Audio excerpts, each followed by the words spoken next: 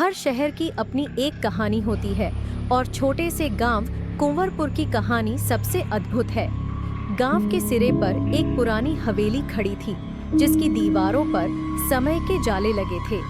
हवेली का नाम भूतिया हवेली पड़ा था और इसके पीछे की कहानी भी उतनी ही रहस्यमयी थी। कहा जाता था कि इस हवेली में रात के समय अजीब अजीब आवाजें आती थीं। कुछ लोग कहते थे कि हवेली के अंदर किसी का आना जाना रहता है और कुछ का तो कहना था कि हवेली के आंगन में घोड़े की टापों की आवाज सुनाई देती है।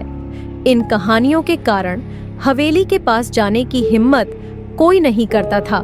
एक दिन गांव में एक नए आदमी ने कदम रखा। उसका नाम था रणवीर।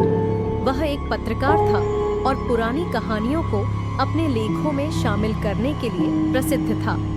जब उसे हवेली के बारे में बताया गया तो वह उत्सुक हो गया। उसने तय किया कि वह हवेली का रहस्य उजागर करेगा। रणवीर ने हवेली की ओर कदम बढ़ाया। हवेली के दरवाजे पर उसने दस्तक दी, लेकिन कोई प्रतिक्रिया नहीं हुई। दरवाजा धीरे धीरे खुल गया और रणवीर ने अंदर कदम रखा।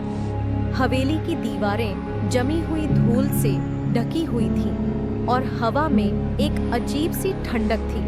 वह धीरे धीरे हवेली के अंदर बढ़ते हुए एक बड़े हॉल में पहुंचा। हॉल के बीचों बीच एक पुराना सोफा पड़ा था और चारों ओर बेतरतीब ढंग से रखे पुराने फर्नीचर थे। कमरे के एक कोने में उसे एक पुराना संदूक मिला। संदूक के ऊपर एक पुरानी धूल की परत छड़ी हुई थी। रणवीर ने संदूक खोला। उसके अंदर एक पुराना लिफाफा था। लिफाफे को खोलते ही एक पुराने जमाने का पत्र बाहर गिरा। पत्र में लिखा था, प्रिय राजवीर, अगर तुम यह पत्र पढ़ रहे हो तो इसका मतलब है कि मैं अब इस दुनिया में नहीं हूं। एक घटना थी जिसने मुझे हमेशा के लिए बदल दिया। रणवीर ने हवेली के आंगन में जाकर चारों ओर देखा। यहाँ एक पुराना फव्वारा था जो अब बेतरतीब और सूखा पड़ा था। उसने फव्वारे के पास खुदाई की और वहां उसे एक पुराना लोहा का बक्सा मिला। बक्सा खोला तो उसमें एक स्टूडिटेन दिखापोटाई, तो उसमें एक सुंदर सी महिला की तस्वीर थी। तस्वीर के नीचे लिखा था, मेरी प्रिय रानी, हमेशा के लिए। रात का समय आ गया। रणवीर ने हवेली में एक रात बिताने का निश्चय किया। रात के अंधेरे में हवेली और भी भयानक लग रही थी। हवा में ठंडक थी और हर छोटे से छोटे आवाज को सुनने में रणवीर को डर लग रहा था। अचानक उसे एक कमरे से आती हुई एक मंद सी रोशनी दिखाई दी।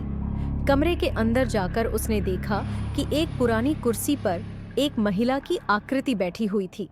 महिला की आंखें बंद थीं और वह बहुत ही शांत लग रही थी। रणवीर ने महिला से पूछा, क्या आप रघुवीर की पत्नी हैं? महिला ने धीरे से अपनी आंखें खोली और मुस्कुराई। हाँ, उसने जवाब दिया, मैं रघुवीर की पत्नी हूँ। रणवीर ने समझाया कि हवेली में उसकी आत्मा को शांति देने का प्रयास किया जा रहा है।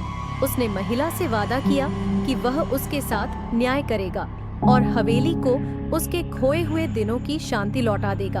अगले दिन रणवीर ने गांववालों को हवेली के रहस्य के बारे में बताया। उन्होंने सब मिलकर हवेली में पूजा और प्रार्थना की।